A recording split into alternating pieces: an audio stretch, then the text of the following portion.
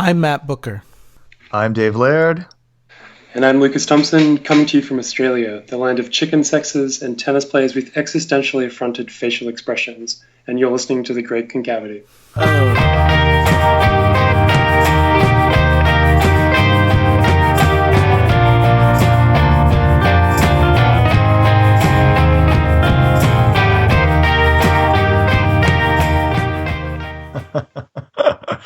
Lucas, welcome to episode 28, man. Nice one. Thanks very much. Thanks very much for having me. It's great to be here. I just have to acknowledge that we've had a lot of technical difficulties getting this call set up from the U.S., Canada, and Australia. Yeah, we have. I'm sorry about that. So, dear listener, please appreciate what's about to happen in the next hour or so. The other thing I want to acknowledge is our brief time away from the podcast the past few weeks, partly due to a happy occasion, which is the birth of Dave's first child. Yeah, Flannery. it happened. Thank you. Yeah, congratulations, Dave. It's huge. Thanks a lot, guys. April 9th. April 9th, yeah. Mother and baby, how are they doing, Dave? They're both healthy, a little tired. I'm a little tired, but otherwise life's pretty good. No complaints. So Flannery's doing well. She's a cool little gal. Flannery. I can't wait to meet her someday. And yeah.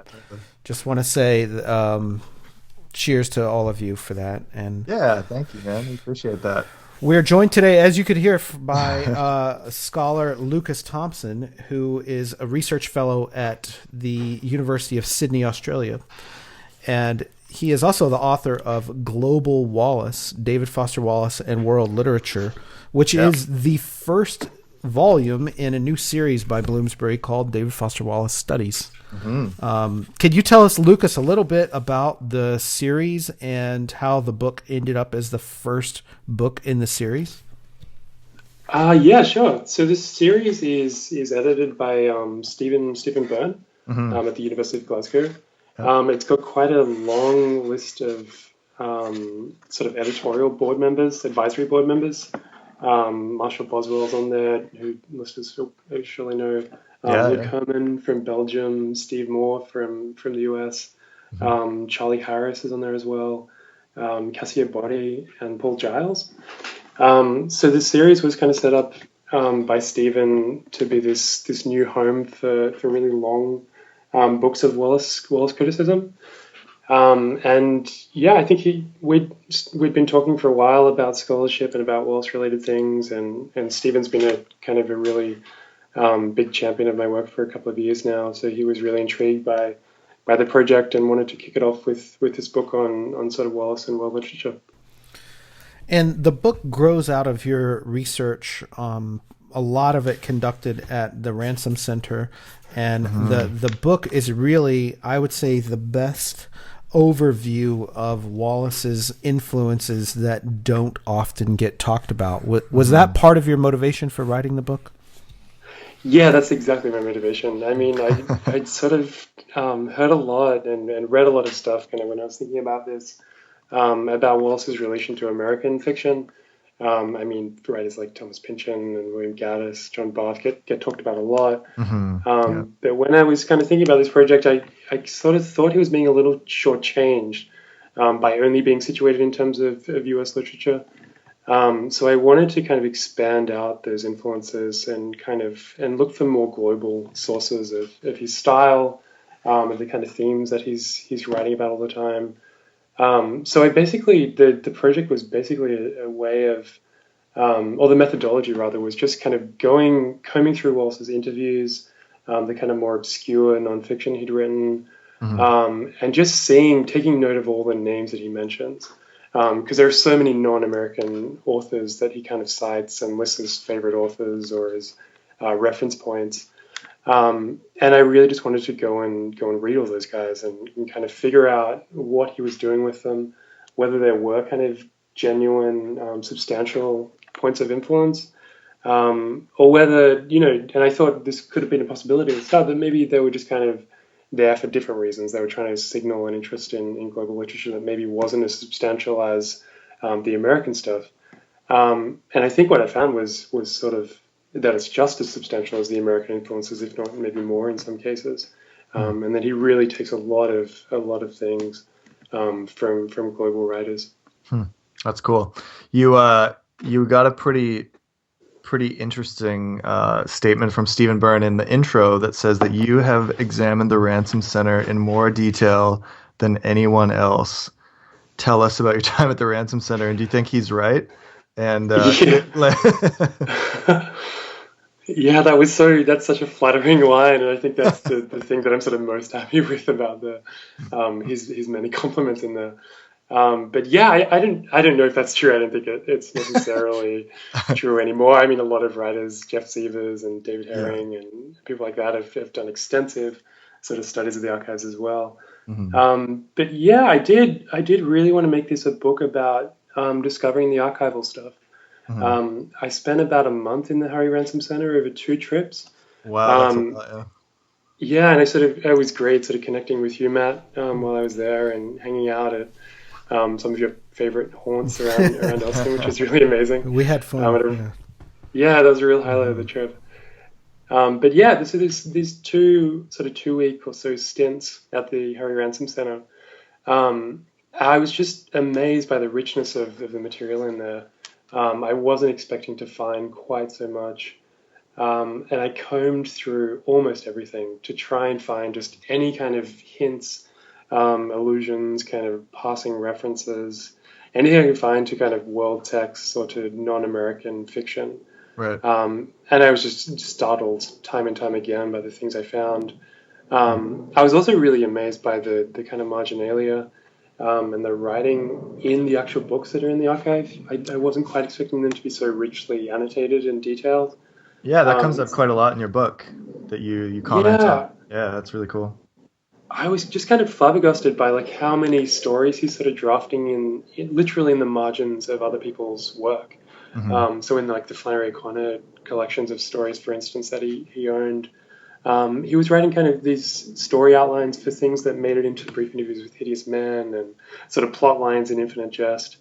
So that was all really fascinating to me. It sort of seemed like he was literally sort of writing in the margins and in the lines, in between the lines of all these other writers.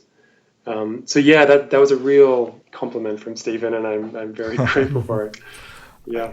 I think your whole thing about world literature, the first chapter of your book is really grappling with that idea of like what is the state of world literature now and how it could possibly influence Wallace. And I had a question for you about that because you, at one point, you make an argument that Wallace, as a reader and a writer, he sort of shifts away from American writers maybe while he's in grad school in Arizona and becomes more interested in world literature. Can you talk a bit about that?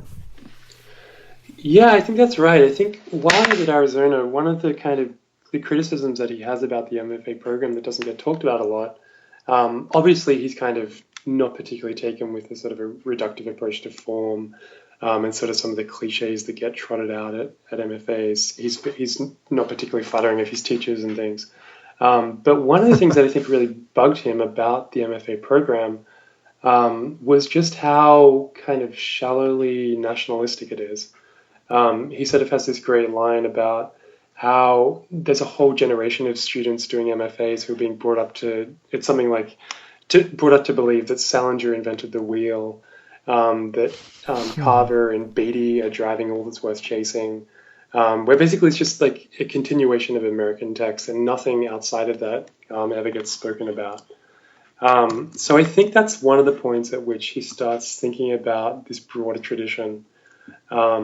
And really whether he can locate himself in terms of sort of more global literary movements and trends, as a way, I think, of setting him apart from other MFA students and other contemporary writers, but also as a way of kind of creatively reinvigorating the tradition of American fiction. So I've got the quote here actually. So it's in Fictional Futures and the Conspicuously Young, published in '88.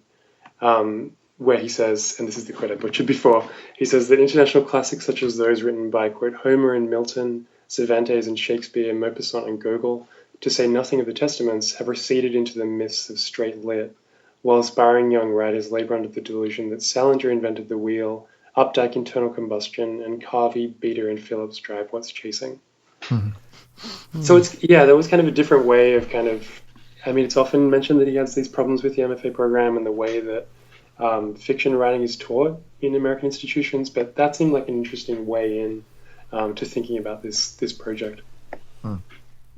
I think that's super interesting because it has something to do with the commercialization of it and the ability to sell stories, and that someone going in saying they want to write like Borges or Puig is not going to find the niche in the necessary literary journals to really advance their career in the U.S. So I think that leads to more like separation between world literatures, and I think that's really sad. But Wallace always said that he took a lot of stuff from Puig, especially in the dialogue and the ... the ellipsis. Right. And I was really happy to see someone like yourself come along and explore that more. Can you talk a bit about that chapter you have about Wallace and Latin America and the experimentalization of Puig and Borges? Yeah, sure. So that's kind of a big chapter in the book, and I talk about a lot of Latin American influences. I mean, I talk a little bit about Octavio Paz, who's cited in Universe Plurium a little bit. Julio Cortázar, who Wallace really loved. Borges, as you mentioned, Matt. Gabriel Garcia Marquez. Infante, Reinaldo Arenas, who wrote that novel The Doorman that Wallace reviewed. I love that review of The Doorman. Yeah, it's a great review. It's really excellent. I can't believe it hasn't been republished somewhere. Yeah. I'm sure it'll see the light of day somewhere along the line. But yeah, the Puig stuff was really interesting to me. I hadn't encountered Manuel Puig, who's this famous Argentine novelist, before I started reading Wallace and started reading these really enthusiastic statements that Wallace has about Puig's fiction. There's a real good one on page 52, the one about his prose clicking like a fucking Geiger counter. Yeah. That line, that like combination of words sounds so nice to me. I know, it's great. Such a Wallace line. It's got a good riff. But yeah, I went away and read lots of Puig, and I just loved what I found. I mean, novels like The Kiss of the Spider Woman and Betrayed by Rita Hayworth are just such masterpieces. And you can kind of see, as you're reading them, the kinds of things that Wallace would have been really drawn to. This kind of mixture of high and low, of sort of deep infiltration of pop culture, the way kind of people's personal stories get narrated via these larger filmic and pop cultural structures. So the Puig was really interesting to me, and I was thinking about those sort of thematic ideas that Wallace maybe was intrigued by. But it also seemed like there were maybe 5 or 6 really, really specific stylistic devices that Wallace was taking from Puig. So I go into this quite a bit in the book. I talk about, as you mentioned, Matt, the sort of ellipses that Puig uses all the time. And that scholars used to think maybe came from William Gaddis, but I think it's more plausible to say they came from Puig. The redacted questions of this sort of unknown interlocutor that Puig does all the time, and that Wallace very self-consciously, I think, borrows or maybe even steals that a little bit from Puig. First in Infinite Jest, too. I thought that was interesting. It's not just brief interviews. Right, yeah. Yeah, exactly. And even as far back as The Broom of the System, he does that a little bit in there as well. There's some conversations with Lenore where they used. So he was obviously thinking about that quite early on. I think that Andrew Parker at Amherst got Wallace onto Puig. I could be misremembering that. But I think he sort of discovers Puig in the mid-'80s via this literary professor, Andrew Parker. And yeah, so on the stylistic stuff, there's also the found texts that Puig uses all the time, where he'll sort of embed like a found object, but a literary version of that. Like a good example is Hal's filmic essay in Infinite Jest, which is this this essay that he wrote for Mr. Ogilvy's class, I think, on a film. Yep. There's also these long monologues to an absent interlocutor that Puig does all the time. And that the kind of the garage scene with James Incandenza Sr. In Infinite Jest is a really good example. In Tucson. Yeah, exactly. With the mattress and the little whiskey and things. Yeah, the flask. Yeah, exactly. So that was really interesting to me to find these really, really specific stylistic things that Wallace was obviously taking from Puig. And I hope that's a plausible argument in the book. I mean, it seems kind of insanely specific, and like I'm losing the forest for the trees in some ways, but I really wanted to make that argument that he sort of takes these very specific stylistic devices as well as broader thematic things as Yeah. well. Well, Wallace said as much in certain places, but there are Yeah. some that you point out, like the Jamaica Kincaid stuff, that I don't think Right. Wallace ever mentioned, at least in an interview, or that any other scholars have mentioned. Were there other things like that throughout the book that you felt like you were truly discovering something no one else had? Yeah, there were so many things in the archives that I discovered that I just would never have anticipated finding. I mean, there was a lot of Russian fiction references Yeah.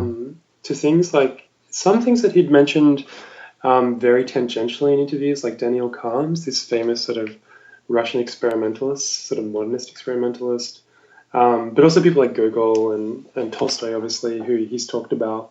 But the depth of the influence just goes way, way beyond what I think I would have expected and what many other critics expected. And yeah, the Jamaica Kincaid stuff is a good example of that. I mean, he taught Jamaica Kincaid in some of his courses. But yeah, I sort of just mentioned in the book that he basically rips off the short story Girl, Right. which is from Kincaid's collection At the Bottom of the River. And he takes, again, he's really interested in the style of that story and the kind of experimental formal structure of it. So he borrows a lot from that story. So yeah, that's just kind of one example of these really intriguing and somewhat counterintuitive borrowings that Wallace took from other writers. In the Latin American one, I wanted to get your opinion on one of the best. We mentioned a book review Wallace did of the Ronaldo Arenas book, but he also, later in 2004 wrote this New York Times book review of Williamson's biography of Borges. And can you talk a little bit about how, Borges's fiction, represented some kind of ideal for Wallace, or I found that statement you made in that chapter very intriguing. Yeah, so it's a complicated argument. I'll try and kind of summarize it as best I can. But yeah, one of the interesting things I think for Wallace's fascination with Borges is that Borges's fiction could kind of be set anywhere.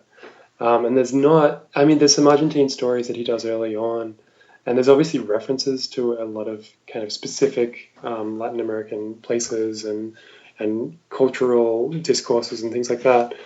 But really, he's kind of this kind of quintessentially internationalist writer because anyone can kind of latch onto Borges, and you don't really need a specific grounding in the history of Argentine literature. And you certainly, I don't think, really need to be able to speak Spanish to be able to get the important things from Borges. So that's, I think, why Wallace finds him so appealing as a figure of world literature, because he doesn't require a lot of kind of initial linguistic effort or kind of cultural understanding. I mean, he's more interested in the sort of formal features, the aesthetic play of Borges's fiction, the ideas that Borges sort of instantiates in these short stories and essays. And you can kind of get away with that for someone like Borges. And in fact, many scholars of world literature have also kind of replicated that in a way. I mean, whereas they never would have done that for other global authors, they've kind of excused themselves from doing the work of understanding Borges within a particular kind of cultural and historical framework. And so one of the things that Edwin Williamson's biography does, and that Wallace's review in the New York Times book review takes real issue with, is that it does embed him in this really, really specific material context. And it gives a lot of obviously it gives a lot of biographical readings that I think Wallace is right. Like they're somewhat insipid, they're somewhat kind of tainted by this sort of overarching psychoanalytic perspective. But one interesting and I think important thing that they do is they situate the kinds of things Borges was writing within a really specific context, and they flesh out a lot of the kind of cultural narratives and cultural events that were happening at the same time. And obviously Wallace finds that extremely kind of grating because he wants to focus on something else entirely. He's not interested in these kind of specifics of transnational exchange and things. He's far more interested in the ideas, the prose style, the kind of pyrotechnics that are happening linguistically, rather than the sort of embedding him within a particular culture, if that makes sense. Mm-hmm. And you make the same point about Kafka, right? I mean, Kafka is similar in that, we don't think of Kafka as being a necessarily nationalistic writer, but more, in that universal vein, which seems still difficult to replicate for a writer. I mean, what parts of Wallace's writing do you think took advice from those other traditions of being, without a time and place, anchored by it? Yeah, that's a tough question. I mean, in terms of Kafka, it sort of feels like, again, that's someone who, you're right, who's very easy to read in that particular kind of way. And Wallace, of course, perpetuates that to some degree, although he's partially interested in some of the humor and some of the kind of cultural specificity of what might have made Kafka's friends laugh in those weird kind of accounts of him reading. But I think what Wallace ultimately took from Kafka was this more kind of expressionist idea, where I sort of talk about it in relation to his reading of Lynch, where you get these very specific kind of objects and kind of weirdly offbeat, slightly uncanny moments, where you can kind of think about them in terms of like this tradition of literary expressionism, where particular things are kind of embodying these deeper emotions and feelings and affects. But also one of the things that Kafka does really well, and that Wallace clearly borrowed from, was this notion of literalization. So sort of literalizing and making manifest, kind of concretizing these really abstract states, whether it's an abstract state of feeling or some kind of cliche or metaphor that hasn't really been given its fair due. Wallace is interested, I think, like Kafka, in sort of concretizing those things and seeing how they get expressed and instantiated in narratives and in kind of narrative form. Yeah, that's fascinating. Can we go back to the Russian influence that you mentioned? There's a lot in there about Dostoevsky and Tolstoy to some extent. But I was also really intrigued by the fact that you brought up Wallace's nonfiction as having some Russian influences. Can you expand on that? Yeah, right. So I'm just trying to remember what I said about the nonfiction in terms of Russian. I've got it bookmarked because I flagged that. I've got. Good job, Matt. As I was reading your book, I think I told you I'd flagged like tons and tons of pages, so I've got sticky notes all over the place. But you mentioned the darkly comic aside in Wallace's essay on Michael Joyce, and something about he compares the power baseline game to the footage of old Soviet Union putting down a rebellion. He says, it's awesome, but brutally so, with a grinding, faceless quality. And, this tennis stuff, it does have a lot of references in there. There's a reference in the Federer essay, for example, to Baryshnikov and Luria from the Greatly Exaggerated. And then, you make the point Stephen Byrne claims that's, the Luria from Infinite Jest. Luria P. Right. And you also use Wallace's marked up copy of Dennis Johnson's Angels to kind of argue that Wallace had intended for Russia to play a bigger role in Infinite Jest, which does, it does appear in the eschaton scenes, but war. Yeah, and then there's just so much going on there. Like, can you explain a little bit more about that? Yeah, I'm just kind of thinking back to that. Yeah, right. I think I just wanted to make the point there that Wallace maybe had a deeper understanding of Russian culture and Russian society than is maybe given credit for. I Yeah. mean, it's beyond the kind of Baryshnikov, the famous Russian ballet dancer, and the Luria references. It seemed like maybe there's sort of some argument to be made that he's somewhat invested in certain ideas about the Soviet Union and yeah, like you mentioned, the Soviet War stuff in the eschaton scene. And yeah, I think the idea with the Quebecois terrorists was that there were certain hints, and yeah, Janice Johnson's Angels was one of them, where it seemed like he could have almost had Russians sort of occupying those roles instead of Yeah. Quebecois. Yeah, Like it would have been post-Cold about War. Yeah. exactly like some sort of similar kind of separatist movement, I guess. I'm not quite sure what that would have looked like. Yeah. But The, I the think Ask Me that fans are blowing the fumes like up over the North Pole into like Siberia, and then we're getting infiltrators from there. right, exactly. High-powered fans. Well, Yeah. that reminds me of one other thing though. In the archives, there is this story, Wickedness. Do you remember this story at all? This is an unpublished story from like 1999 or 2000 that By Wallace? By Wallace. That Okay. D.T. Max wrote a thing on the New Yorker about it in like 2012, and it does include a subplot of Russians. Do you remember this at all? Vaguely, yeah, that's kind of coming back to me. I don't remember the specifics. Well, there's a lot of cold. It's about a the internet, journalist. right? Yeah, it's about the internet. It's about a journalist at a site called Wicked.com.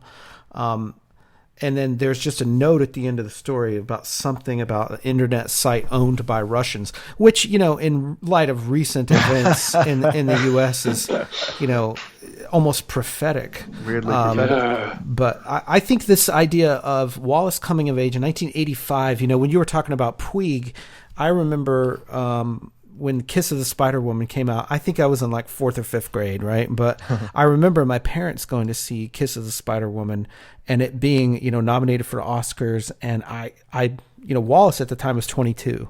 And so he's in 23 and he's graduating college, and that's the height of the Cold War as well. So I think, I found that very interesting that you've got his sort of Cold War, Reaganism, going to war with Russia idea, but he's still reading Kiss of the Spider Woman in 1985. Yeah, exactly. That's so interesting. And that I'll have to get back to that story, Wickedness, that the internet site owned by Russians, which is so fantastic. And I'd kind of forgotten about. But yeah, I think that plays into that sort of idea as well.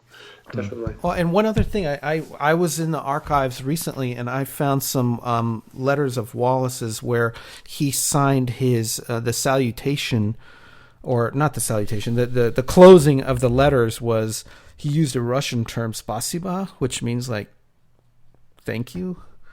I don't know if you saw any of that, but like he actually occasionally signed off in letters using that word, like the Russian. Oh, really? Spasiba, when it's like thank you.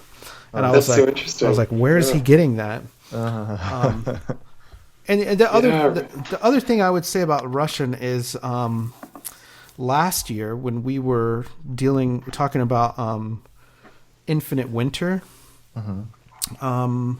Dave, you were more involved in this than me, so pipe up. But the guy who ran it, Mark, had an interview with Michael Peach, and in that interview, I remember Michael Peach mentioned that there is a forthcoming translation of Infinite Jest in Russian. Yeah, I've heard that. It's there's one. I think he mentions a few that are coming. There's a Russian one. He says Polish, Hungarian, and Greek as Hebrew well. Which also. I think is, there's a Hebrew one coming out. Yeah, there is. So yeah, Wow. I noticed on page 24 of your book, Lucas, that you had like a list of translated work, and I was gonna say, may I also add Hebrew? Because I spent a couple years ago, we spent some time living in Tel Aviv, and there's 3 published Wallace pieces in Hebrew that I discovered when I was living there. And then I talked to a book owner, and he said that Infinite Jest is currently being worked on. It's kind of a big project. into Hebrew. So I don't know Wow. how what the timeline is. I've heard nothing else other than from that guy. So hopefully he gave me good information, but that's the word on the street. Wow, yeah, I had no Yeah. idea. That's a real oversight in the book. But Well, no, I don't think it's an oversight. I just think I only know that because I talked to one bookstore yeah, I've owner in never Tel seen any Aviv. references You know, to so Hebrew translations of author. That's fascinating. yeah. Yeah, so Wow, there's because a it. supposedly fun thing in Hebrew. There's Girl with Curious Hair in Hebrew, and there's Brief Interviews with Hideous Men in Hebrew. And Wow. I bought Brief Interviews just kind of as like a souvenir. I clearly can't read any of it, but it first of all had like the most bitchin' cover I've ever seen for any Wallace book. Um, but also What's the like what's the cover? it's like a guy's chest in black and white, like a skinny kind of dude. And he's got this tattoo of like a buck knife, like kind of like a circle around it, like a halo-ish kind of thing. Oh It's wow, really really nice. I'll send you guys pictures of it later. that's Um, great. yeah, but so like Israel is down with Wallace, and it was funny. A woman that we rented our first Airbnb from, we ended up becoming quite close with their family, and they invited us to their house several times. And they all like everyone in the family really liked Wallace, and so I still kind of keep in touch with them a little bit about some of that stuff. So it was Oh like, great. okay, this Wallace's reach has gone to places that I never would have really anticipated. Um, That yeah, that's it's pretty amazing. cool. Yeah. Yeah. Mm. Do you know much about how he's been kind of received in Hebrew? I think that so. I mean, I guess there's it's a complicated country, I suppose we could say. But of people in Israel who are kind of a little bit more leftist in their thinking, Wallace seems to land very well with them. Um, Hmm. because Israelis to some extent have a very conservative government, and they've had to be uh, in a lot of ways very like protectionist of their land and their culture and all that kind of stuff too. So I'm not sure he'd land well with like really conservative Israelis necessarily, but I think for people living in say Tel Aviv, which tends to be quite a secular place, and a quite a bit more like socially progressive place, that seems to be the case that he's landed well with them. Huh. Yeah. I've always wondered whether Edgar Carrot, who's a writer I really like, has come across Wallace, Oh yeah. because they seem to have some sort of similarities, and Oh yeah, yeah. I'd be curious to know whether he's read Wallace or kind Hmm. of knows of him. Yeah, What's that writer's name? Edgar Carrot. I wrote Okay. it. Edgar It's Carrot. Israeli. Yep. Cool. Yeah, Hmm. Can I ask you a general question about your approach in this book, Lucas? Is that when you put the words world literature on the front of the book, and then I open the book, and right from my perspective, I see there's chapters about the U.S. South and about race and hip hop, and I'm Yeah. thinking like, well, that's not world literature to me because but from Australia, I'm like that is very. So it made me curious. Like I know you're part of the United States Studies Center in Sydney. And I'm always interested, whether it's the UK, Australia, or some other country, of how they view the U.S. as like American studies. And since you have been here and spent time in the U.S., can you speak to that a little bit as your perspective from Australia of Wallace as an American writer and like a world writer? yeah, sure. So, yeah, that is kind of a strange thing when you open up the front page, and it's like broken down into like, yeah, there's a chapter on Wallace and world literature that kind of sets up the argument, a chapter on Wallace in Latin America, Wallace in Russia, and then you're right, mate. You get to these slightly more unexpected chapters where it's about Wallace in the U.S. South. Yeah. Oh, sorry, I missed Wallace in Eastern Europe, so that's the Kafka chapter. But Right. then, yeah, Wallace in the U.S. South, and then kind of this chapter I've got African American appropriations, race, hip hop, and popular anthropology. So I would say that that's not my kind of weird understanding of the U.S. South seems like a piece of world literature for me, Its or own like country or something. um, yeah, exactly.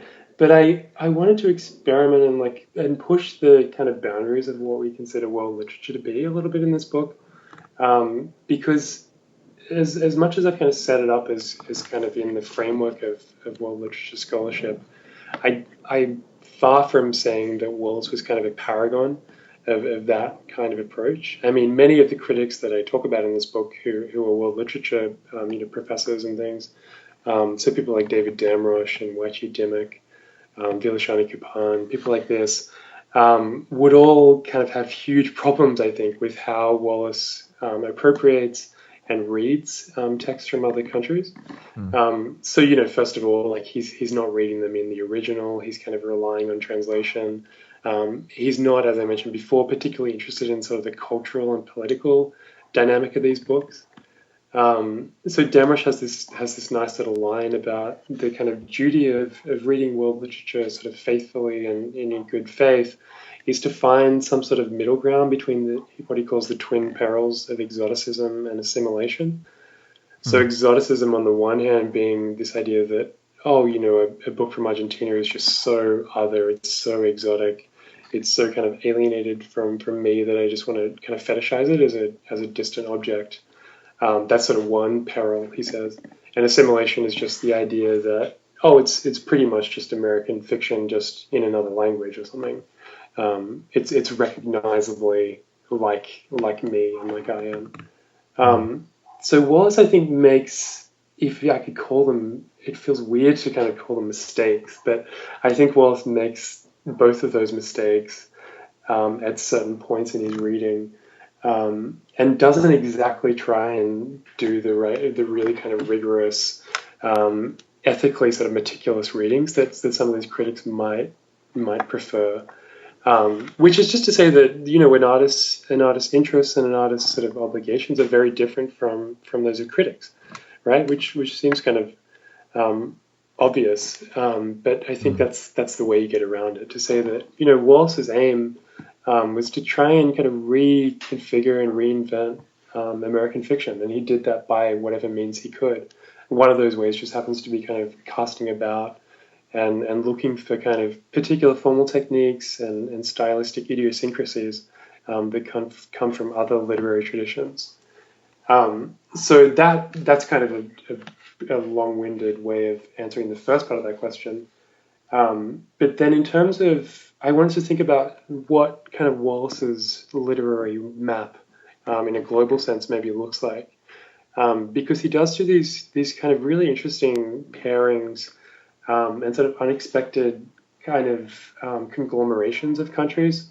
So he talks a little bit in Everything and More, the Infinity Book, about sort of this construction of Asia and the Islamic world, which I talk about a little bit, which he seems to sort of weirdly lump together.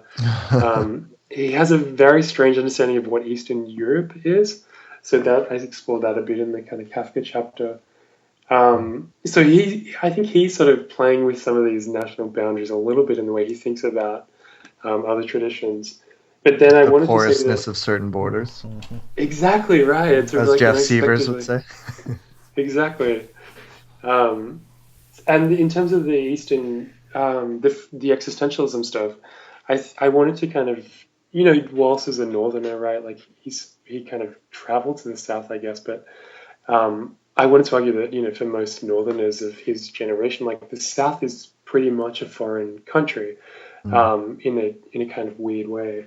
And especially when you throw something like French existentialism into the mix, and what Wallace was really interested about Southern fiction is people like Flannery O'Connor and Walker Percy, who are taking these very European ideas and kind of Americanizing them, giving them this sort of Southern twist. So that was the kind of justification there. And then in terms of the kind of the final chapter on race and hip hop and popular anthropology, that was a way of thinking about all these references to Joseph Campbell, this kind of pop anthropologist from the mid-20th century, whose vision of the world Wallace found really attractive, I think. Kind of this idea that myth and ritual structure, global cultures in very similar ways, that you can kind of elide certain cultural differences to see the kind of broader underlying structures beneath them. So it's this very structural view of race and ethnicity and culture. But I think, that's kind of how I want to frame that part of the kind of world literary approach. Does that make any sense at all? No, absolutely. I do want to follow up with you, though, about the question, that Wallace as a reader, I found that really interesting, and that, his approach to world literature, right? He's not reading in the original languages, but like how many of us really are, especially if you're not pursuing like a PhD on a certain angle on world literature, or you're required to. But I mean, do you think what is the future of that for readers? I'm asking you to speculate really broadly here, but like, do you think there will be more or less translation? Because it seems like, at least in the US, we haven't greatly increased the demand for translation in the past 30 years. It's still only like something 3% of fiction published in the US is translated. Huh. Yeah, which is really extraordinary and baffling. And what's wrong with you guys, Matt? I'll take responsibility for all American readers. Sure you will. But I personally buy more than that. But I'm also hopeful that but I was reading before there was such a thing as Google Translate, and I would love to see some more automation brought into it that's not just total crap. If that gets better, and Google Translate or something like that is perfected, then it will it ever open it up to greater literary worlds that we just don't have access to? Yeah, I mean, how many people do you know, Matt, that kind of read regularly kind of fiction that's translated? I mean, I live in a weird bubble, so I mean, I know people who translate, and booksellers who mostly read translated fiction. I'm the exception. I would say most people, it's very, very small who are even conscious of it. Yeah. It seems similar in Australia, actually. We're kind of, as a culture, very kind of patriotic about our kind of big Australian novelists and essayists. Right. And I would imagine it's a little bit more. I would hope it's a little bit more than 3%. I don't know the statistics. But yeah, I doubt it's that much better in Australia in terms of people sort of engaging with global fiction. Although the kind of recent rise of people like Carl Ove Knausgaard is maybe... There's always exceptions, I guess. Yeah, that's a whole nother podcast right there. Yeah, you should start another one. I'm in book You're 5. A big fan, right? Yeah, I'm a huge fan. He's your boy. But he's also, I would say, this is tangent, but he's also, I would say, being criticized some of the same gender stuff that Wallace is being criticized for right now. So it's like, I really don't want to even say that I'm a fan, because I feel like it's kind of toxic. But I'm going to quote from something, going back to the thing about the idea of world literature. In your first chapter, I underlined a quote that I thought was fantastic. You said, equally palpable is the sense that even in its future manifestations, a scholarly field delineated as world literature is an impossible dream. Yeah, that's I guess that's my polemical sort of aspect coming out. But I think I want to say there that there's something about world literature itself, as the way it's sort of currently formulated, where it's kind of like the old school sort of comparative literature on acid, really. Like, to do it well, you need to speak sort of 10 to 12 other languages. You need to engage like really, really critically in the kind of the cultural atmosphere that these works came out of. To read some of these writers, even like Rebecca Volkovitz and Weichi Dimmock, you get the sense that you almost need a PhD in, say, like, late 17th century German literature to read like one particular poem or something. Like, it's just this absurdly rigorous demands that only a few kind of professors can ever really meet.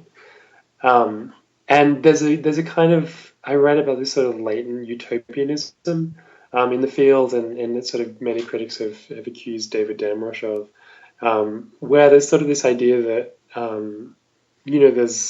there's like this noble idea of world literature scholarship that's sort of about sort of bringing people together and celebrating the best of humanity. That is a little bit sort of nebulous and waffly, I think. So I pit that against the kind of, as a way of kind of being an apologist, or sort of justifying in some ways Wallace's approach, which is really nothing like that at all, and is in fact quite the opposite. Well, the spectrum. To follow up on that raises an interesting point because, as we just mentioned, Wallace has been translated into a lot of other languages. And, I could mention also like Norwegian and Finnish. I know he has books in all the Scandinavian languages. And Rebecca Volkovitz, her latest book makes the argument that there are certain types of fiction that are like born translated, and that they translate very easily and quickly, and they spread like wildfire. And she uses like Bolaño as a maybe even a better example than Wallace. But I'm and Knausgaard is a good example, right? That English, French, Italian is immediately translated as quickly as it comes out. What's your take on that as it pertains to, world literature? Yeah, that's so interesting. And that new Volkovitz book is great on that particular question. Tim Parks, this other scholar. I love him. Sort of brought up, oh, you like him? Yeah, great. He writes for the New York Review a lot. Yeah. Exactly. And he's got some great books in there from sort of 4 or 5 years ago about exactly the thing that Volkovitz is talking about. He's got this piece called The Dull New Global Novel, where he sort of laments the fact that there are so many English language books that seem to be sort of dumbed down sort of linguistically so that they can be translated really quickly. And I think he includes like Salman Rushdie, and actually I think he kind of goes on about the New Zealand novelist Eleanor Catton, whose book The Luminaries. I actually liked that book, Yeah, I like that as well, but he sort of he latches onto that as being this particularly egregious kind of book where like you don't get any style, you don't get any real linguistic nuance. It's all just about plot points and character developments, and so it's easy to translate in some ways. Peter Carey, I would put in that same book. Yeah, he could fit that as well in some ways. But yeah, it's interesting in terms of Wallace's stuff, because Wallace has had all this kind of international success, and as you say, he's been translated into so many different languages, and there are more and more readers around the world coming to his stuff all the time. But he actually thought that his stuff was impossible to translate. And there's these really interesting conversations with translators, particularly the Italian translators, of which there's a lot of kind of correspondence records in the archives and things. So tell me about it, because I gotta interject here and just say this is this very topic is the source of my one personal in-person disagreement with David Foster Wallace. Oh wow! Tell us about it. Tell us more. You've mentioned this briefly on the show, but you didn't really. So his Italian translators, he's hugely popular in Italy and has been for almost 20 years. Okay. And the people who published him first in Italy, Minimum Facts, at the time owned by my friends Martina and Marco, they were some of the first, I think maybe the first, to publish Wallace in a different language. Oh, cool. And like I say, became friends of mine because I lived in New York at the time, and they came to New York frequently, and we had events with David Foster Wallace there and other writers who they published that were hot American writers, which is very hip in Italy to read these young American writers. It seems that way. I get that impression a lot. And so there was one occasion in which Martina, whose correspondence is in the archive, Martina Testa, and Martina's, like I say, been my friend for 20 years.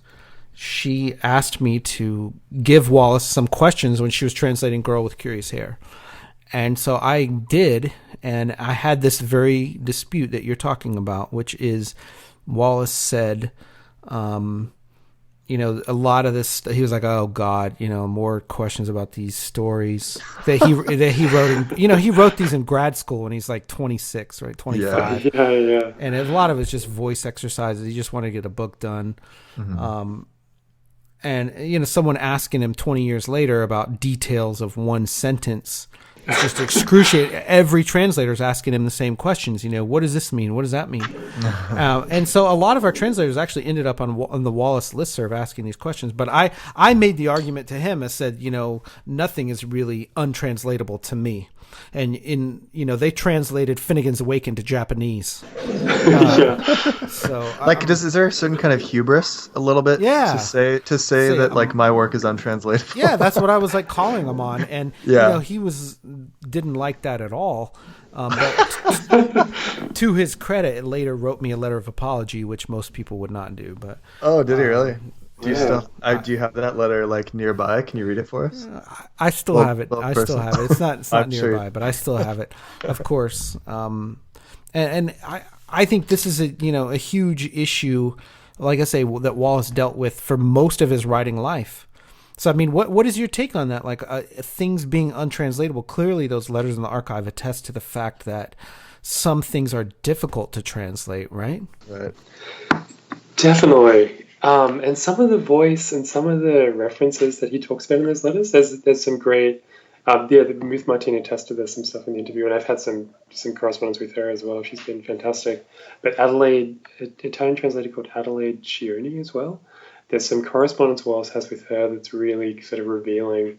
I think they're talking about these references from memory in Incarnations of Burned Children, yes, where he's referencing a country music lyric. He says the whole story is country music lyrics, and I was like, how is this possible?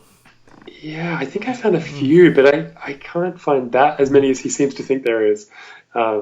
Right. So yeah, they're talking about these lyrics and whether it's ever possible to kind of like how you would even go about thinking about an Italian pop song that you're sort of playing off linguistically and sort of alluding to, and just the whole sort of impossibility and absurdity of that sort of Sisyphean task is so interesting.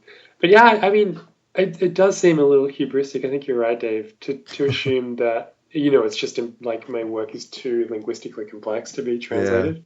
Yeah. But at the same time, there are certain passages where you feel great sort of sympathy and pity for the poor people that have to render these in different languages, because there's a lot of argot, right? Exactly, and you could preserve the essence of some of that, or the flavor of it, but getting the actual specifics must just be an absolute nightmare. I know that Ulrich Blumenbach, who is the German translator of Infinite Jest, and I think a lot of other Pale King. He did the Pale King. He did the Pale King as well, exactly. Yeah, he's sort of on record in these interviews in German press saying like, he reached out to Wallace time and time again, but he just refused to help him because he thought that the project was so absurd and you could never do justice to it in German. So yeah, there's so many interesting moments like that where Wallace really puts his foot down. So yeah, I'm somewhat not surprised about that exchange you had. That's really fascinating. I mean, I think that there was a time, let's go back and say the 1950s and 1960s, where translators worked in a true bubble, and they worked without the internet, and they worked with a dictionary and their own knowledge. And occasionally they would write a letter to an agent or an author and ask some questions, but most of the time not. And the fact that, Ulrich Blumenbach or Johannes Gerland, the Dutch translator, Martino, all of these folks have posted, Caetano Galindo in Brazil, they've all posted on our listserv with specific questions about how to translate certain phrases. And they can sort of tap in now through the internet, through email, and ask these questions about how to translate certain things. So I think translation has gotten better in some ways, but for me, the concerning part is that it hasn't changed much in terms of the market demand for it, and I think that that's what's got to change in order to make it truly better and exceptional. So, I'm curious if you think there is potential, because in your first chapter you do, like I say, you deal with this pretty extensively, and this idea of world literature is supposed to be a utopia, but it's worked out to be more of like really disjointed, dystopia. Yeah, well, it's too much at the mercy of sort of the movement of global capital and sort of these rising trends of globalization, where basically the market just dictates what works and what sells. It's not necessarily always kind of these loftier notions of artistic value or what is actually sort of interesting to translate cross-culturally. But yeah, I mean, the US, like, there's a lot of American writers who get translated abroad, as you know, and a massive industry in translating contemporary American fiction, but there's very little sort of corresponding sense of the American reading public really hankering after like the latest, Yugoslavian novel or the latest German novel. It's not quite bi-directional in that way. Well, I'm hopeful that there will be more of it. There, at least in the past few years in the U.S., we've had new publishers spring up who just do literature and translation or focus on that. So Deep Vellum is a good one in Texas, and Restless Books in Brooklyn. So I'm hopeful that there's more effort, and I'm sure that our current political regime will put a lot of money into literature and translation. So we've got that going for us. I my one of my like last sticky notes in the book before you wrap up the hip hop section, which I really loved, by the way. Thanks. One of my last questions for you is about if you had time to write even more or explore even more, what do you think are some of kind of the edges of Infinite Jest kind of influences that you didn't have time to explore in this book? Oh golly, there are so many, and really, this book is in many ways just scratching the surface. I mean, I've tried to get as many intertextual references and do as much kind of deep textual excavation as I possibly could, but I know for a fact that I've missed out on a lot of stuff that is in Wallace's text that I just didn't have time to get to. So volume 2 is coming soon, right? I mean, maybe. There's so much more to explore, but what I really hope is that people will kind of take up different lines of argument. I mean, someone might be really interested in Octavio Paz, say, and want to kind of run with that a little bit more as he's kind of used in novels like Infinite Jest and some of the early essays. I mean, there are lots of Eastern European novelists and poets and short story writers that I only, just kind of hinted at that I think could be really productive. But that's kind of one of the things I like about the state of Wallace criticism at the moment, that it sort of genuinely feels like a collaborative enterprise. People will sort of, throw out certain ideas, and someone else will run with them, maybe farther than the original person anticipated or in a slightly different direction. But it feels like there's sort of a community of people who are sort of all kind of interdependent in certain ways and wanting to kind of run with other people's ideas a little bit, explore them in slightly different ways. So I hope that there'll be people who sort of see a reference to I don't know, Pablo Neruda or Carlos Fuentes or even Jamaica Kincaid or something, and want to kind of take that further than I've done here and sort of expand on it in various ways. So in short, there's lots and lots of stuff that I wish I had more time to go into, but just didn't quite get there in this particular book. That's cool. It strikes me that the very thing that you were just talking about is something that struck me that you did really well in this book was in your section on Russia and how you take up Canadian scholar Tim Jacobs's arguments about Dostoevsky and the brothers Karamazov, and you just like unpack that hardcore. So like he gives us this seed and then you just really expanded on it in a cool way. Yeah, he's great. I actually emailed him before I started my master's and was like, hey, I'd really like to do some grad work on Wallace. Can you recommend any schools or like places in Canada that would be good for me to inquire with that about? And so he's like, actually, you're in Kelowna. There's like, I know some profs there who would be great to work with. So, and he actually taught in Kelowna for a while, and a friend of mine took a class with him and stuff. So. Oh wow, that's really cool to hear. Yeah. I never got to meet him in person, but I think he's out in Toronto now, and he's not really doing like anything. He's not doing like scholarship work. I think he's left academia and he's doing something else. But he's like writing for several websites, I think, is what he mentioned. Okay, yeah, right. That's cool. Tim and I go way back, by the way. Right. seriously? Wow. So we hung out in 2009 at the CUNY conference, the One Day Footnotes conference in New York. In New York, right? But I mean, I had known him and for 10 years before that. So I mean, he and I had long correspondence. So I mean, he has a great essay right after Wallace passed away in 2008 called "The Fight," and I think it was in Rain Taxi.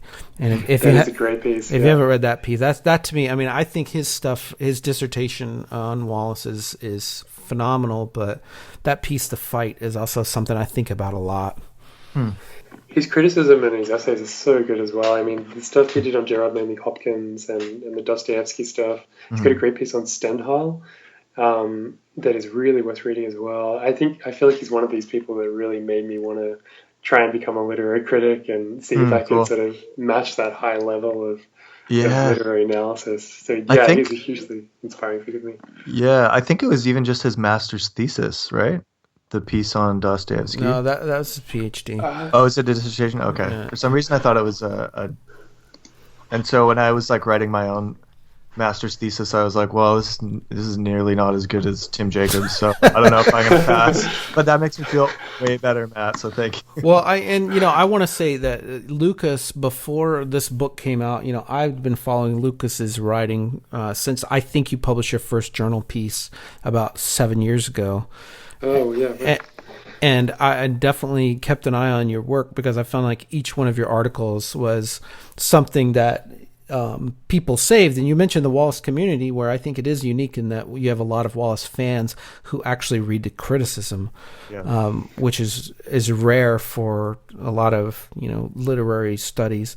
But one of your pieces that is fairly recent that I really loved, it was in the Cormac McCarthy journal. And the title of it is like "Books Are Made Out of Books," and I thought that could have also been like the title of this book. And your Global Wallace book is very much a testament to the fact that Wallace is not working in a bubble. He's got context and influence, and his books are made out of these other books. Yeah, thanks. That's really nice of you to say, and I'm glad you enjoyed that piece. I love that. Because I feel like that could have very well been the title of this book. I mean, I've always been really interested in like the question of literary influence, and the ways in which writers kind of build on previous projects, and it's kind of a different notion of originality, I think, and innovation, where it's very much dependent on what's gone before, and sort of reconfiguring and code scrambling previous texts, and that's one of the things I wanted to do in this book as well, is kind of think about different metaphors we have of describing literary intertextuality. I mean, I really dislike Harold Bloom, and I spend ditto. I mean, it's the ideas and anxiety of influence that I really take issue with, as well as some other stuff that he does that is just ridiculous. But I think I try to make the argument that Wallace really didn't like that idea of literary anxiety of influence either, and that it kind of repelled him in certain ways because it's based on this really kind of masculine notion of competition, where it's like there's these huge egos at stake and you're sort of constantly wrestling to kind of overcome someone else's influence. And I just feel like that metaphor is kind of well and truly run its course, and it doesn't really describe what writers like Wallace are doing, which is something very different from that whole model. So over the course of the book, I try and think about different metaphors I could kind of use to describe the relationship Wallace has to his predecessors, in terms of kind of building and appropriating and kind of quoting and glossing. So yeah, that was very much a concern, and that's something that's kind of always on my mind, these kind of deep questions of literary influence.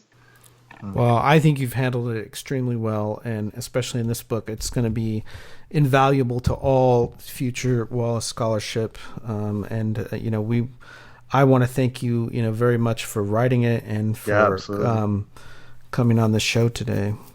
No, thank you so much for having me, and thank you so much for reading it. It's fantastic to hear your responses. Thank you.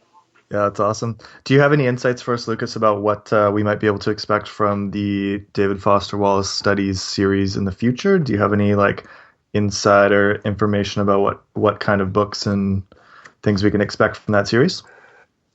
I wish I did. Are you at liberty to say? Yeah, I've kind of been sworn to secrecy on Okay, the next cool. couple, but it's really exciting, I think, and there will be kind of these really interesting books that come out of the series. Or can you say what you're doing next? What is your next project?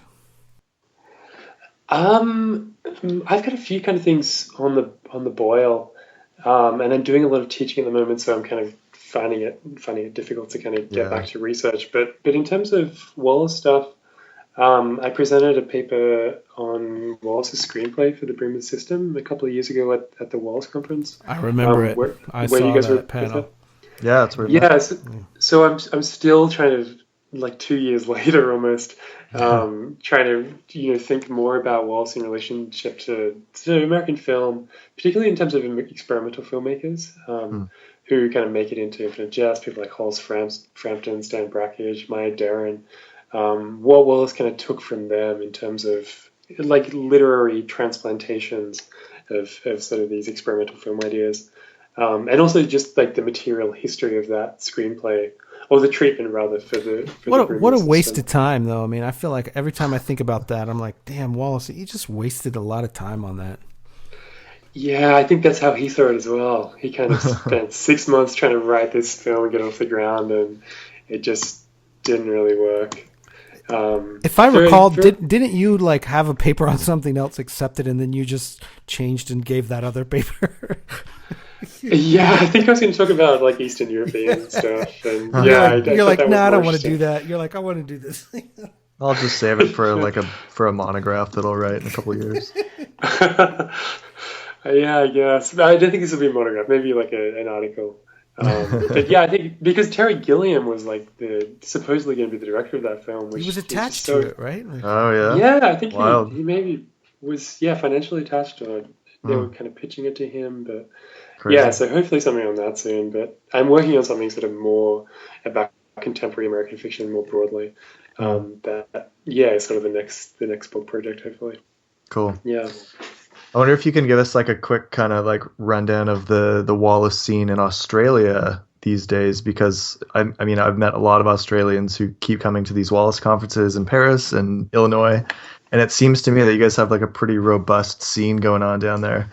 And as part of that, we also want to mention the Oz Wallace conference coming up, which you are giving the plenary address at September 1st through 3rd in Melbourne.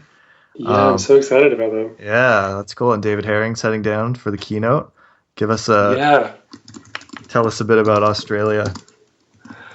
I live in such a small little bubble in Sydney, so I really only know like the people who work on this stuff at Sydney University and like at a couple of the other institutions around. But yeah, it seems like there's a lot of people down in Melbourne who I'm really looking forward to meeting. I think kind of all connected through Tony McMahon, who's organizing the conference. And I've never met them or had much to do with them, but I'm really looking forward to kind of touching base with them. Yeah. Have you ever met up with Nick Maniatis in Canberra? I'm so ashamed to say that I never have.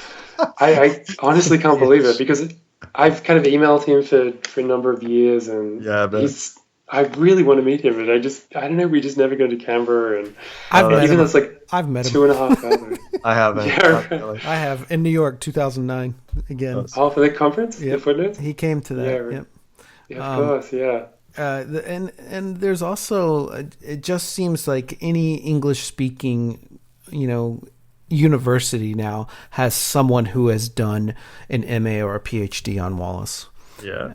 In the UK and in Ireland, in a lot of countries in Europe, and now in Australia has a long. I would say because Nick being there, and the Howling Fantods being there, I think he is also responsible for a lot of Australian general interest in Wallace. Yeah, I'm sure that's true. I think that's right. There's a lot of people. I mean, when I first started reading Wallace, it was so hard to find anyone who'd even read an essay by Wallace, let alone a piece of fiction. But now they're a dime a dozen. So yeah, I think Ditto. Nick is partly responsible for that, which is amazing. Yeah. And I know we've got other folks down there in Adelaide and Flinders and all over Australia. Oh yeah, of course. Yeah, which is fantastic. But I know we've taken up a lot of your time today, Lucas. I've really appreciated this conversation. Do you have anything final you want to say that we've skipped over about the book, or in general about Wallace Studies? No, I mean, I think we've kind of covered, a lot of what I was kind of hoping to cover. Cool. I guess I was just quickly interested if I can just kind of flip it back to you guys. I'm kind of really intrigued by this sort of recent sort of backlash in many quarters against Wallace's fiction. Both from this is probably. I know. I was gonna ask you about this because I think you have a really sophisticated take on Wallace in this book. So I'm curious. I had that on my list to ask you today. Believe it or not. It did get brushed over earlier. There was a minor reference to that. Yeah. So it feels like another can of worms to be opening at this late point in the conversation. But I feel like we could do a whole episode on that. I know, a whole series. But I was so interested in how you guys kind of perceive that whole recent backlash, particularly in terms of gender studies, kind of gender questions, but also race. I just wonder if this is it feels like a slightly different moment for Wallace's reception. And I wondered if you guys had any kind of insights on. For me, it was it's been a little bit discouraging in the last couple of weeks, because in my personal experience of people that I know who read Wallace and who think about Wallace, like people from the conference and even just friends of mine, like there's like the stuff that's been in those last couple pieces that have been quite negative are not like descriptors that I would use of anyone that I know who, associates themselves with, particularly Wallace. And so like there was kind of a disconnect for me reading particularly the Electric Unicorn piece. Is that electric literature? Yeah. That it just like, I've never heard that kind of association in such a pejorative, negative way. So, and then like to equate people who like an author with very awful and horrific behaviors, is a bit of a category mistake, obviously. And the logic of some of that stuff is another question. But I mean, people I know who read Wallace are just very, very thoughtful and progressive, and it didn't really resonate with my own experience. So that was kind of my just initial and very personal initial reaction to them. Yeah, right. I have a lot to say. Which is not to detract from her experience or their experience at all. Right? Well, I'm not afraid to criticize someone's piece, though. I'm not going to criticize her experience, but that piece of writing about it, and the one in The Guardian, too, by, what's her name, Jessa Crispin. To me, if you put in the headline like "men recommend David Foster Wallace to me," that's a non-starter, because because there's no equality in it, and you can't turn around and say women do this. Like I would never put a gender as like I'm addressing a piece to all women. I think that's bad form, but also just as a reader, like I consider myself to be like really omnivorous, and that I want to read everything, men, women, fiction, nonfiction, highbrow, lowbrow, fiction translation, poetry. I'm just a general reader, man. I try to read as much as possible and like really pride myself on what I have read and not read and where my blind spots are. And you are voracious, Matt Booker. So to criticize, for me to take it personally is kind of absurd, because I feel like, oh, you're saying I haven't read enough women, and I'm like, I feel like that's not true in my case. But then why am I even taking it personally? And I'm aware of the fact, like, look, everyone on this call right now, we're white males, and that is an existential thing that we're not able to change. But I feel like the people that I have met, and like Dave was saying, I could name other people who I consider to be friends of mine who are in this same game, and we all talk about David Foster Wallace all the time, and yet we also consciously try not to be hideous men. We consciously try to be good people, good citizens, and we're all fathers, and we're not this kind of stereotype that gets played out. And to me, that's a lot of my frustration, is just that there's some stereotype that I feel like is projected at me, and it is wrong. And I think that's probably the root of my frustration with the pieces is not just like you have a big enough like fandom, there's going to be all kinds of backlash, right? And I'm totally fine with that. But I think in general, it's just like Dave said, it doesn't match my experience, and it doesn't match, who I identify as a human being. Lucas, your turn. Yeah, I think I agree with both you guys, and it doesn't exactly fit onto my experience of Wallace fans and people at the conference and things. It seems to be a little bit sort of trafficking in these gross sort of generalizations and stereotypes about what Wallace readers are. But at the same time, like I think there is some sort of troubling material in Wallace's work. That does need to be kind of worked through critically. And I mean, but would it be interesting if it wasn't? If it was some perfect literature where it's like, well, for our time and place and our politics, he didn't offend anyone. Like, what fucking boring crap is that? That sounds awful to me. It's like, what? He wasn't writing to be some perfect, politically correct person who just met all of these little Twitter standards of what is a good person. It was way more than that, and that's why there is a series published by Bloomsbury, and your book is the first one in that series. There's a lot of other writers who don't get this kind of treatment, and it's not because they navigated this politics perfectly. Yeah, I totally agree. Yeah, I couldn't agree more. And the interesting stuff there is that he's very self-conscious about the things that he's doing. And it feels like a lot of the criticisms that have been leveled at him, particularly in the Amy Hungerford piece. Oh my God! I mean, just kill me now. Drag up that again.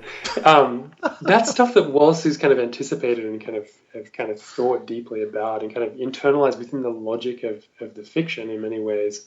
And the kind of analysis that Hungerford does there, I think. It just struck me as a little strange. It's insane. It's insane to write a piece about a book you have not read or an author that you're going to criticize because you just do not like on a very surface level. To me, that displays your ignorance. Like, there's a lot of authors I have not read, and I would not dare to stereotype them or put them in some kind of category and then write an academic article about how much they suck.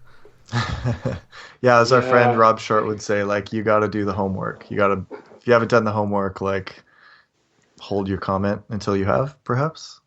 Could be a more scholarly approach. Yeah, although I'm sympathetic to the broader, like, the argument of that chapter in her book, which is about the fact that, critics can't read everything, like, obviously, and that you have to make certain decisions about what you do and don't read. Yeah. I mean, I'm totally on board with that, but using Wallace's example and as like such a whipping boy, based on these very sort of second-hand ideas about the kind of fans he has and the kind of problems in the biography and things, that just seems disingenuous to the extreme. But also, it's just kind of, as you say, Dave, maybe it's a category error as well because the fiction and the art is so much more than like a flawed individual could ever be, I think, and that it just kind of proves that point in some ways. Like reading some of the stuff in the biography is kind of disconcerting to say the least, but absolutely. It doesn't necessarily have to play into your encounter with the work of art. And I think that's the distinction that I would like to preserve a little bit more between the biography and the work itself. Yeah, that's good, Lucas. That's a very mature response, unlike a lot of the other stuff that it's published to get clicks, and I get that too, but that's not what I consider good criticism. So your book is. So again, thanks for being with us tonight and talking about it. It's been a blast. And like any good conversation we have about Wallace, I feel like I could go another 2 hours easily. Yeah, totally. Yeah, thank you guys so much again for having me on and for reading the book. And thank you so much, Lucas. Yeah, man, it was our pleasure. We also want to thank Bloomsbury for sending us review copies as well. They've been just sending us they're like, here, have this, and so their generosity has been fantastic and they're great to deal with. So thank you to your publishers as well. Good. Yeah. Tony McMahon wanted us to mention that for the Melbourne conference coming up September 1st through 3rd, they are still accepting paper submission abstracts up until June 30th. So if you are an Australian or you're nearby Australia, or you're planning to maybe hopefully travel there for this conference, there are still the call for papers open until the end of June. So you still have a bit of time. So take advantage of that. And we also have a conference coming up here in North America pretty quick here from June 8th, 9th, and 10th in Normal, Illinois. Matt, your flights are booked. My flights are booked. I will be there. It's happening. We're going. We are also on the schedule, which is, I believe, already out and published on the website, that we will be doing a live episode of The Great Concavity from that conference. So we're very much looking forward to that. And Lucas, if people want to read more about your stuff, where can they find you? Are you on academia.edu? Are you on Twitter? Yeah, I'm on Academia, so a lot of my papers and work is up there. So yeah, just head on over there or email me or something if you want more things. Awesome. Yeah. We can include your we can maybe include your email address in the show notes or something, or by request, perhaps, if people want to get in touch with you. Totally. Your call on that one. And I, like I said, I really enjoyed a lot of this stuff that you, maybe won't put into a monograph, but put into an article, and that stuff I find just fascinating. So keep it up, man. You've done tremendous work in Wallace Studies. And also, Lucas, I was talking with someone about you recently, and we were talking about your scholarship being great, and I said, and also he's like probably the nicest guy I've ever met in my life too. Totally. So nice. Like hanging out with you in Illinois at the conference 2 years ago was like such a pleasurable experience. It was so great. Yeah, that was great. Hanging out with you and Dan and the other guys from Sydney was awesome. Yeah, who did you have with you? Dan Dixon and Tony? Yeah, so exactly. Dan Dixon is another amazing Wallace scholar who will be making huge waves in years to come. Awesome. So yeah, he was there. Tony was there. Who else was there? Nathan Seppel. From Adelaide. Yeah, that's right. So there were a few Australians. Yeah, a few of us there. It was a great time. You guys are doing great work down there. Keep it up. It's good. Thanks. I want to give a shout out to some folks in Victoria, BC. I went out for some beers about a month ago with some Wallace people in the community here, and so Michelle Martin and Tim Persone and Christopher Douglas. I want to thank you guys for a very riveting conversation about Wallace and other literature. It was great. Christopher Douglas is a professor at the University of Victoria here, and we got in touch through a guy that I play Netrunner with. He was like, oh yeah, I had this prof who teaches Wallace sometimes, and I was like, oh yeah, what's his name? And I looked him up on Twitter, and he follows us there. So I was like, oh cool, it'd be rad if we went out for beer sometime. And so I sent Chris an email, and he was like, oh, let me bring my PhD student. He's working on Wallace right now, doing his dissertation on him. And I also have this former student who was a student of Rob Short's down in Florida. So she came over from Vancouver, and we just had this rad evening together talking about this stuff. So thanks again to you guys. That was very cool. And Matt, where can the people find us? We're Concavity Show on Twitter, or at Concavity Show on Instagram, and they can email us at concavityshow@gmail.com. We love getting the email. And I will say, if you still want stickers or bookmarks, hit me up on Gmail. Let me know. Rad. And as usual, thanks to Robin O'Neill and Parquet Courts for their art and music. And this has been episode 28. Thanks for listening. See you soon.